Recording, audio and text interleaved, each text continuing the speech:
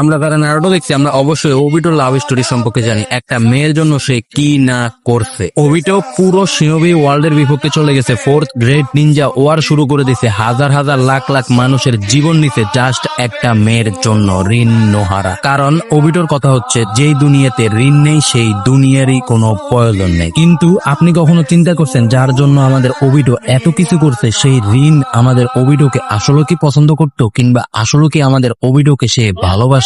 এর জবাব হচ্ছে না। ঋণ কাকাশিকে পছন্দ করতো এবং কি সে কাকাশিকে প্রপোজ পর্যন্ত করতে চাইছে, কিন্তু আমাদের কাকাশি জানতো ওবিটোর জন্য ঋণ কতটা দামি। रीन, ओबिटो सच में तुम्हारी फिक्र करता था। तुम उसके लिए खास थी, तुम उसके लिए सब कुछ थी। तुम्हें बचाने के लिए उसने अपनी जान तक दे दी।